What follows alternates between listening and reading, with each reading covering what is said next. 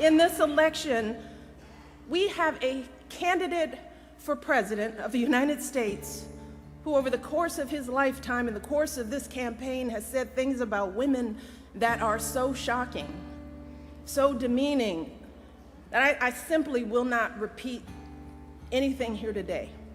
And last week, we saw this candidate actually bragging about sexually assaulting women. And I can't believe that I'm saying that a candidate for president of the United States has bragged about sexually assaulting women. And I have to tell you that I can't stop thinking about this. It has shaken me to my core in a way that I couldn't have predicted.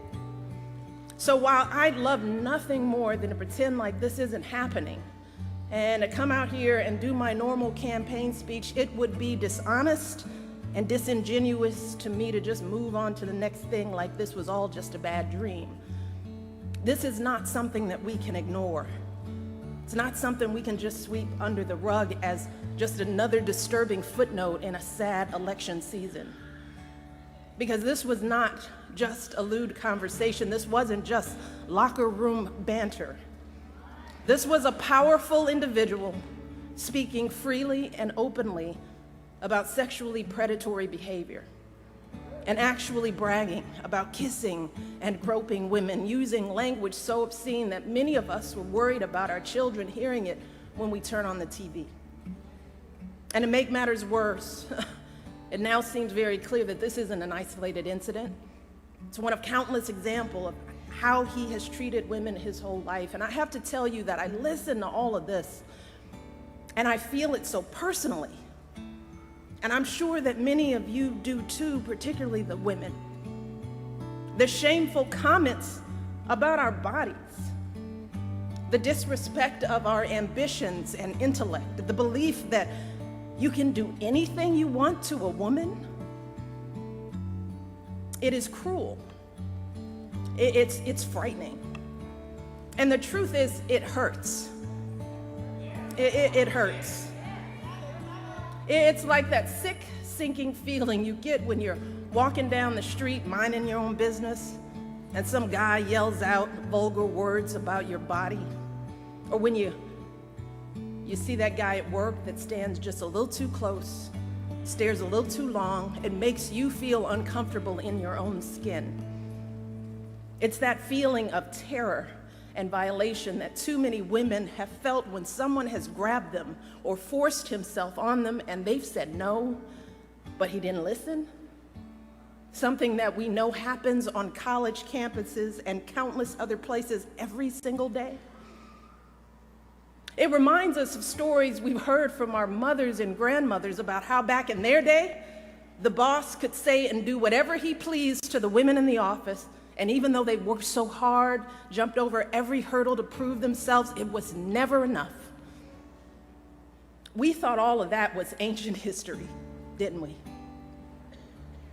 And so many have worked for so many years to end this kind of violence and abuse and disrespect, but here we are in 2016, and we're hearing these exact same things every day on the campaign trail. We are drowning in it. And all of us are doing what women have always done. We're trying to keep our heads above water, just trying to get through it, trying to pretend like this doesn't really bother us. Maybe because we think that admitting how much it hurts makes us as women look weak. Maybe we're afraid to be that vulnerable. Maybe we've grown accustomed to swallowing these emotions and staying quiet because we've seen that people often won't take our word over his. Or maybe we don't want to believe that there are still people out there who think so little of us as women. Too many are treating this as just another day's headline, as if our outrage is overblown or unwarranted, as if this is normal, just politics as usual. But New Hampshire, yeah, be clear, this is not normal. This is not politics as usual. This is disgraceful. It is intolerable. And it doesn't matter what party you belong to, Democrat, Republican, Independent, no woman deserves to be treated this way. None of us deserves this kind of abuse.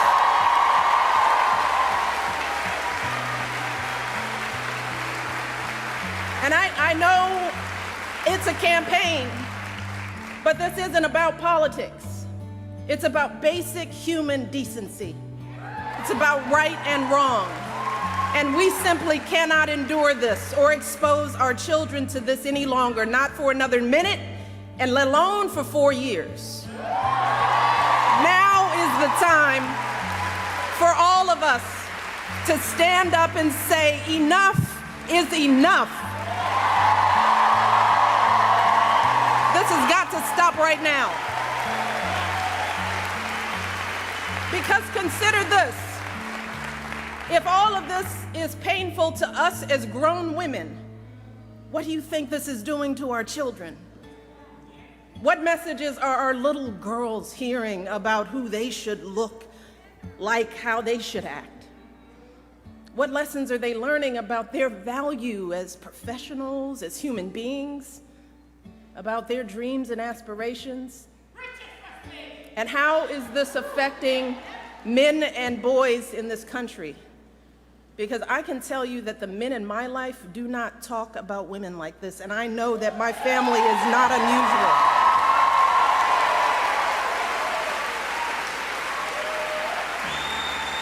And to dismiss this as everyday locker room talk is an insult to decent men everywhere.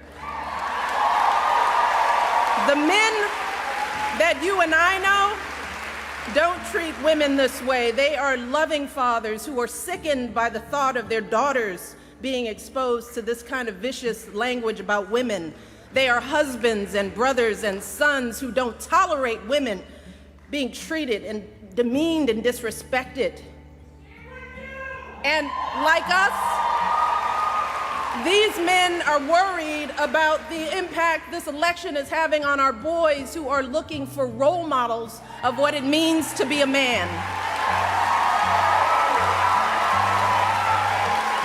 In fact, someone recently told me a story about their 6-year-old son who one day was watching the news. They were watching the news together, and the little boy out of the blue said, "I think Hillary Clinton will be president." And his mom said, "Well, why do you say that?" And this little 6-year-old said, "Because the other guy called someone a piggy." And he said, "You cannot be president if you call someone a piggy." So even a 6-year-old knows better. A 6-year-old knows that this is not how adults behave. This is not how decent human beings behave. And this is certainly not how someone who wants to be president of the United States behaves.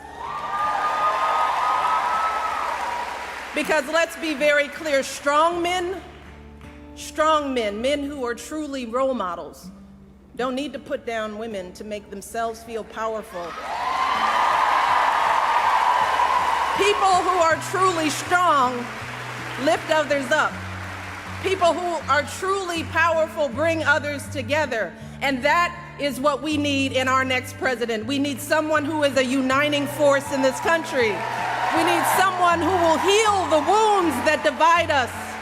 Someone who truly cares about us and our children. Someone with strength and compassion to lead this country forward. And let me tell you, I'm here today because I believe with all of my heart that Hillary Clinton will be that president.